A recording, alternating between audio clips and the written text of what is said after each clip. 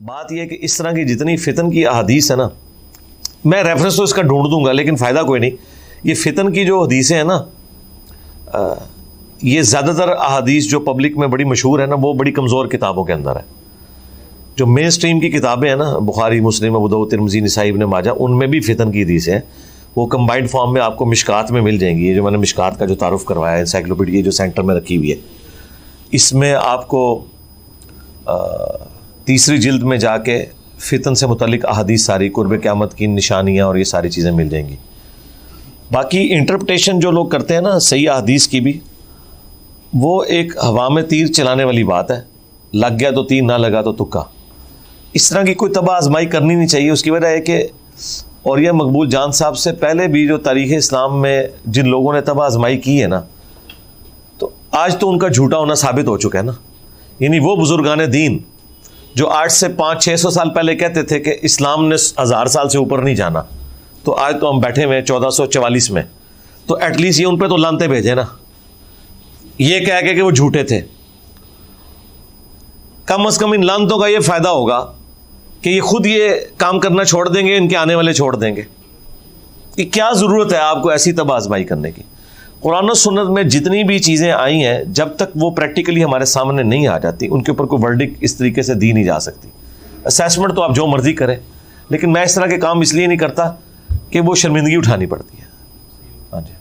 अच्छा, अगला सवाल ये था कि अगर औलाद ना हो और शौहर जो है वो अपनी बीवी को गिफ्ट करना चाहे घर, लेकिन अपनी ज़िंदगी में वो उसको हैंड ओवर नहीं करना चाहता, क्योंकि इर्द गिर्द और भी लोग होते हैं जो उसको गुमराह कर देंगे और मामला वक्त से पहले बिगड़ जाएगा, क्या वो वसीयत में लिख सकता है कि ये दे दे?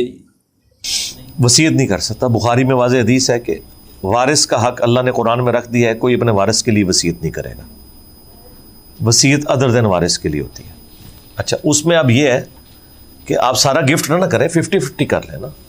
नहीं, सारा नहीं कर रहे, से तीन लेट्स से कि प्रॉपर्टी के 3 हिस्से कर लें, 1/3 उसको गिफ्ट कर दें, 2/3 जिंदगी में कर। हाँ, लेकिन जिंदगी में हैंड ओवर करेंगे तो फिर मामला है। जिंदगी में गिफ्ट का मतलब ये जिंदगी में हैंड ओवर, जो मरने के बाद होती है वो वसीयत होती है। 3 टर्म्स हैं, वसीयत, विरासत और हिब्बा। ये हिब्बा की कैटेगरी में। विरासत और वसीयत ये उसी के लिए होगी जो आपका वारिस नहीं है।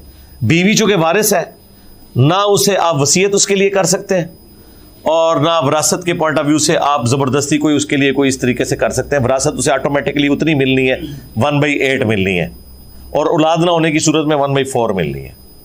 तो 1/4 तो वैसे ही उसे मिलना है, 1/3 आप खुद दे देंगे, और कितना देना है? अच्छा, 1/3 उसमें से देख के और ये 1/4 मिल सकती है। हाँ, वो 1/3 तो आपने हिब्बा कर दिया ना, वो तो आपका राइट है।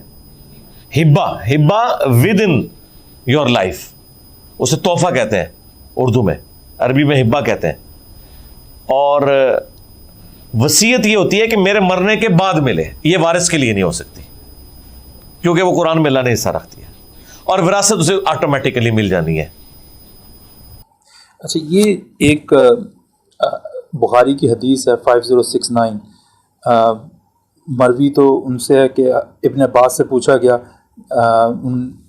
सईद बिन जुबैर ने बयान किया कि मुझसे इब्न अब्बास रज़ी अल्लाह अन्हु दरियाफ़्त किया कि तुमने शादी कर ली। मैंने अर्ज़ किया कि नहीं। आप सल्लल्लाहु अलैहि वसल्लम से फरमाया कि शादी, क्योंकि इस उम्मत की बेहतरीन शख्स वो ये तर्जुमा गलत किया भाई यार। अच्छा, इसके ऊपर मैं वीडियो पे बोल चुका हूँ। वो असल में हज़रत इब्न अब्बास ने ये कहा है कि इस उम्मत का जो बेहतरीन शख्स था ना, उसने इतनी शादियाँ की हुई थी। ये उन्होंने तरगीब दिलाई थी शादी की, कि शादी करना कोई बुरा काम नहीं है। इन्होंने ये इसका तर्जुमा कर लिया कि उम्मत का जो सबसे बेहतरीन शख्स वो होता है जिसने ज़्यादा शादियाँ की हुई हो। वो तो नबी इस्लाम का जिक्र कर रहे थे ना, अभी बात ही बिल्कुल अलग है। तो ये कौले साहबा जो है वो हुक्म की ताबीर में आएगा या साहबा का तो कोई मसला नहीं है ना इसमें। साहबा ने तो ठीक बात की है ना। उन्होंने कहा कि इस उम्मत का जो सबसे बेहतरीन शख्स था उसने शादी की हुई थी, तो गलत बात की है उसने भाई। तो बस ये नहीं उन्होंने कहा कि इस उम्मत में सबसे बेहतरीन वो होता है जो ज्यादा शादियां करेगा, ये नहीं उन्होंने कहा। उन्होंने नबी इस्लाम की तरफ इशारा किया कि अगर अल्लाह के नबी जो इस उम्मत में सबसे बेहतरीन है उन्होंने शादी की हुई है तो शादी करना अच्छा काम है, ठीक है। और अगली बात, नबी इस्लाम ने तो शादी एक ही की है। शादी एक ही की है, हाँ, जो हज़रत खदीजा। हाँ बस जब तक वो जिंदा रही आपने दूसरी शादी नहीं की 24 साल तक। आप भी 24 साल तक एक शादी करें, उसके बाद दूसरी कर लीजिएगा। सुन्नत ही अमल करना है ना। ए मौलवियों को नहीं पता, 2 नंबर ही कर देन तुहाडे नाल, छुप छुपा के इन्होंने मुफ्तनियां रखियां हुई ने चाचियां संभाल के। ये बात अल्लाह के नबी की करते हैं तो अल्लाह के नबी की सुन्नत यह है कि आप अलैहिस्सलाम ने पहली बीवी की जिंदगी में दूसरी शादी नहीं की। ठीक है, 24 साल तक। ये सारी वीडियोस रिकॉर्ड है, यूट्यूब पे सर्च करें।